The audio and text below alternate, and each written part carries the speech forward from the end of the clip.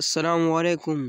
غږ ورکړو څنګه کولی شو چې مونږ چاته په واتساپ په میسنجر یا په ټلیګرام انسټاګرام باندې په بدل اواز باندې وایس ورسینډ کړو. یعنی مونږ خپل وایس ورسینډ کوو یو کس ته، خو چې هغه زما د اواز ونه پیژني. نو پوره طریقه درته ښیو په دې ویډیو کې. راځئ زموږ سره دا ویډیو وګورئ، ویډیو تر اخره پورې وګورئ.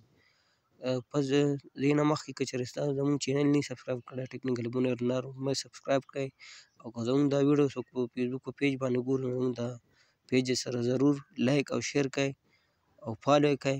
نو راځئ زموږ سره دا ویډیو تر اخره پورې وګورئ. خوږو ملګرو دې نه مخکې به تاسو یو اپلیکیشن ډاونلوډ کړئ. اپلیکیشن مې ته په پلی سټور کې میلاو شي. د اپلیکیشن نوم دی وایس چینجر وذ افیکټ. دا به تاسو لومړی په موبایل کې را ډاونلوډ کړئ. مونږ خو را ډاونلوډ کړی، تاسو را ډاونلوډ کړئ، بیا به یې اوپن کړئ. اوپن نه بعد به تاسو ته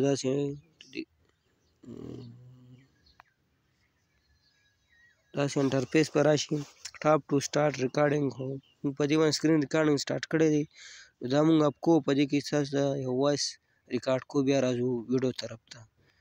نو خوږو ملګرو دې اوس دوستانو موږ دې کې وایس ریکارډینګ کوو خپل اواز. په دې کې ما صرف دا ووایي السلام علیکم ورحمت الله وبرکاتو. په دې کې راځو لومړی نارمل اواز دی پکې، بیا پکې هر قسم اوازونه میلاوي. خو لومړی راځو دې نارمل خپل اواز ته، بیا دې په راځو هر قسم اواز پې ورته میلاویږي او د هر شي نوم لیکلی کوو. ستاسو په هر اواز کې پکار وي که نه. لومړی راځو خپل نارمل اواز پلی کوو.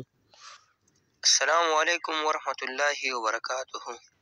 داسې نور اوازونه دي لکه السلام علیکم ورحمت الله وبرکاتہ.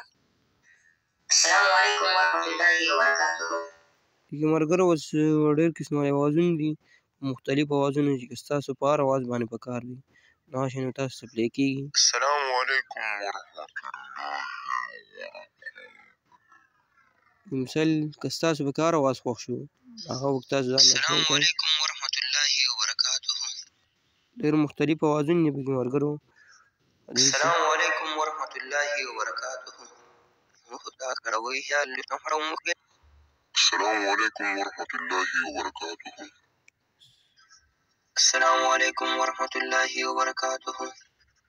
السلام علیکم ورحمت الله وبرکاتہ.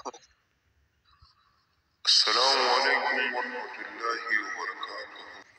السلام علیکم ورحمت الله وبرکاتہ.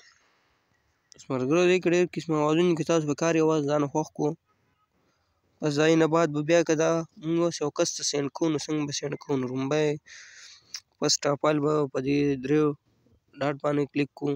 د دې نه بعد به بیا چې دا اوس مونږ چاته سینډ کوو نو لومړی فرسټ اف آل لکه شیر دی، نو شیر دی هغه ته وروسته راځو. که چېرې بیا ستاسو دا وایس ریکارډینګ ځان په موبایل کې سیو کوئ نو موبایل کې هم سیو کولی شئ.